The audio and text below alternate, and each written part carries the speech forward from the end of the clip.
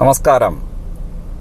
ഒരു കാർമേഘം കൊണ്ടും ഒരു പ്രതിഭയുടെ പ്രഭാകേന്ദ്രത്തെ മറയ്ക്കാൻ കഴിയില്ല എന്നും മമ്മൂട്ടിയുടെ മനസ്സിൻ്റെ തിളക്കമളക്കുവാൻ വേണ്ടിയിട്ട് മതേതര മീറ്ററുമായിട്ട് ആരും പിറകെ നടക്കേണ്ട ആവശ്യമില്ല എന്നും ഫേസ്ബുക്കിലൂടെ കുറിച്ചു മുൻ മന്ത്രിയും MLA-യുമായിട്ടുള്ള KT ജലീൽ. എന്തായിരുന്നു KT ജലീൽ എന്ന മുൻ സിമി പ്രവർത്തകൻ മമ്മൂട്ടി എന്ന് പറയുന്ന മുഹമ്മദ് ഇസ്മായിലിന് പിന്തുണയുമായിട്ട് വരാൻ വേണ്ടിയിട്ടുള്ള സാഹചര്യമുണ്ടായത് എന്ന് മലയാളികൾക്ക് അറിവുള്ളതാണ്.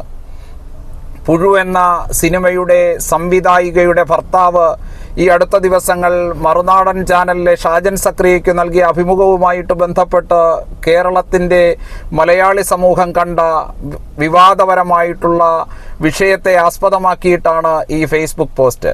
മലയാളത്തിൻ്റെ മഹാനടനെ ആക്രമിക്കുവാൻ വേണ്ടിയിട്ട് സൈബർ ആക്രമണം നടത്തി കരിവാരിത്തേക്കുവാൻ വേണ്ടിയിട്ട് പരിശ്രമിക്കുന്ന സംഘികളെക്കുറിച്ച് പരാമർശിക്കുന്ന KT ജലീലിൻ്റെ ഫേസ്ബുക്ക് പോസ്റ്റ് മലയാളികളെ സംബന്ധിച്ചിടത്തോളം, കേരളീയരെ സംബന്ധിച്ചിടത്തോളം അപമാനകരം തന്നെയാണ്.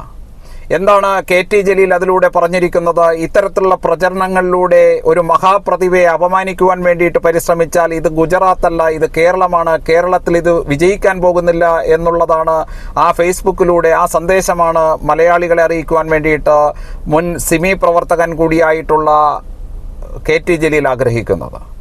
KT ജലീൽ ഇതിനകം തന്നെ പല തരത്തിലുള്ള തീവ്രവാദ ബന്ധ വിഷയങ്ങളിൽ മന്ത്രിയായിരിക്കുന്ന സമയത്ത് തന്നെ വിവാദങ്ങൾ പെട്ടിട്ടുള്ള വ്യക്തി കൂടിയാണ്. അത് നമുക്കേവർക്കും സ്വർണ്ണക്കള്ളക്കടത്ത് വിഷയത്തിലൊക്കെ തന്നെ നമുക്കേവർക്കും അറിവുള്ളതാണ്. KT ജലീൽ കൃത്യമായിട്ട് ഒരു പുനർചിന്തനം നടത്തേണ്ടതായിട്ടുണ്ട്. ഇത്തരത്തിലുള്ള ഫേസ്ബുക്ക് പോസ്റ്റുകളുമായിട്ട് രംഗത്ത് വരുമ്പോൾ ആരാണ് കലയെയും സാഹിത്യത്തെയും സംഗീതത്തെയും നൃത്തത്തെയും ഒക്കെ സ്വീകരിച്ചത്? ഏതൊരു സമൂഹമാണ് ഇത്തരത്തിലുള്ള കലാകാരന് അംഗീകാരം കൊടുത്തത്? കലയെയും കലാപ്രതിഭകളെയും അംഗീകരിക്കാതെ തിരസ്കരിച്ച മതവിശ്വാസങ്ങൾക്ക് ഒരിക്കലും ഇത്തരത്തിലുള്ള പ്രതിഭകളെ വളർത്താൻ കഴിയില്ല എന്നുള്ള യാഥാർത്ഥ്യം കൂടി മനസ്സിലാക്കണം. പിന്നെ ഗുജറാത്തല്ല, ഇത് കേരളമാണെന്ന് പറയുമ്പോൾ കേരളത്തിൽ എന്തും നടപ്പിലാക്കാം എന്നുള്ള ധാർഷ്ട്യമാണ് KT ജലീലിനെ പോലുള്ള മുൻ സിമി പ്രവർത്തകരുടെ മനസ്സിലെ ഇത്തരത്തിലുള്ള പ്രസ്താവനകൾക്ക് പിന്തുണയെങ്കിൽ അത് അത്തരത്തിലുള്ള ധാർഷ്ട്യത്തിന് ഇനി ആയുസില്ല എന്നുള്ളതാണ് KT ജലീൽ മനസ്സിലാക്കേണ്ടത്.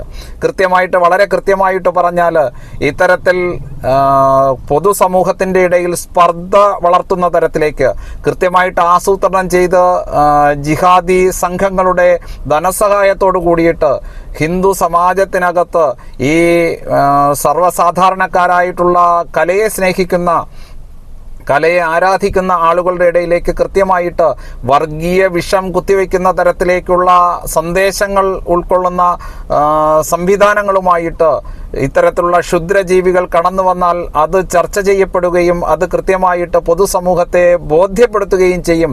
അതിനു വേണ്ടിയിട്ട് തയ്യാറെടുപ്പുള്ള ഒരു ആർജവമുള്ള സംവിധാനം ഇന്ന് ഈ കേരളത്തിലുണ്ട്.